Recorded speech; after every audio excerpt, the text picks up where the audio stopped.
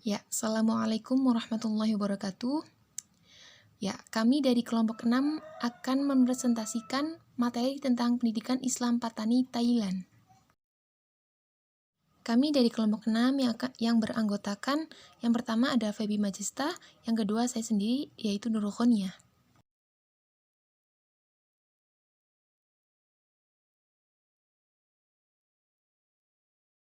Sejarah Islam Patani.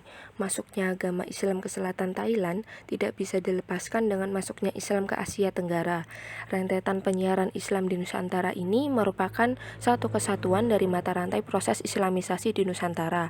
Hal ini tentu terkait dengan seputar pendapat yang menjelaskan tentang masuknya Islam ke Nusantara yang secara garis besar dibagi pada dua pendapat, yakni pendapat yang menyatakan Islam masuk ke wilayah ini pada abad ke-7 Masehi dan langsung dari Arab, dan pendapat lain mengatakan Islam masuk ke Nusantara pada abad ke-13 Masehi berasal dari India.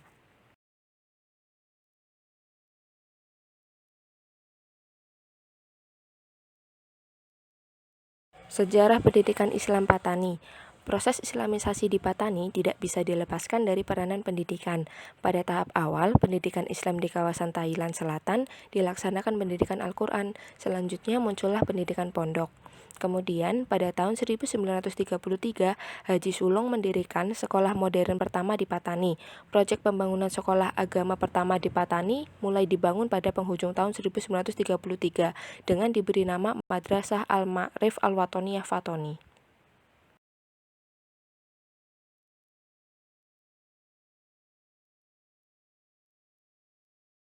Yang selanjutnya ada Suwaru dan Masjid.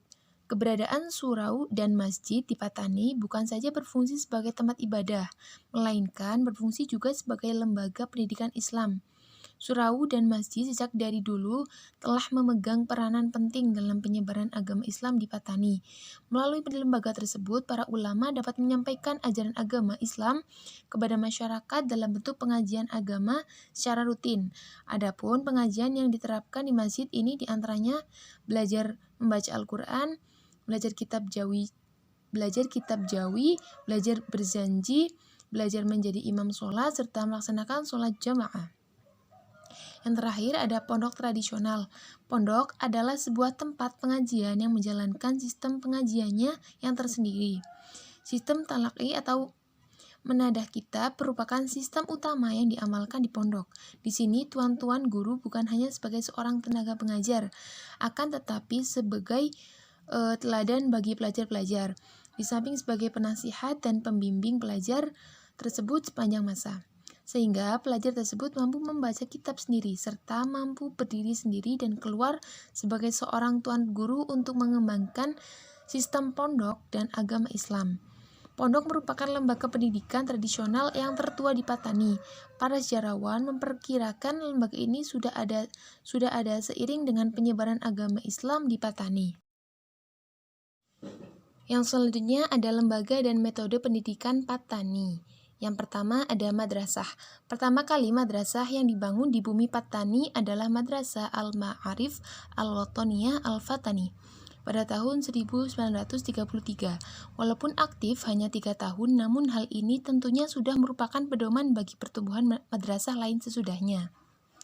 Adapun tingkat pendidikan di lembaga madrasah bermula pada tingkat ibtidaiyah, kemudian berkembang menjadi mutawasitoh, dan seterusnya. Tingkat sanawiyah, sistem pengajian agama di madrasah mengutamakan sistem talaqi dan sistem turat. Yang kedua ada pondok modern. Lembaga ini merupakan lembaga pendidikan hasil proses transformasi dari lembaga pondok pesantren tradisional ke pondok pesantren modern. Semua kegiatan diatur oleh pemerintah Thailand melalui Pusat Pendidikan Kawasan 2 di Provinsi Yala. Sistem pendidikan dilaksanakan dalam bentuk dualisme sekunder, yaitu pendidikan agama tingkat pendidikan ibtidaiyah, mutawasitoh, dan sanawiyah. Sedangkan pendidikan umum dari tingkat menengah pertama SLTP dan menengah atas. Sedangkan metode pengajaran dapat dikelompokkan menjadi 3 macam metode, yaitu ada metode Sorogan, metode Bandungan, dan metode Waton.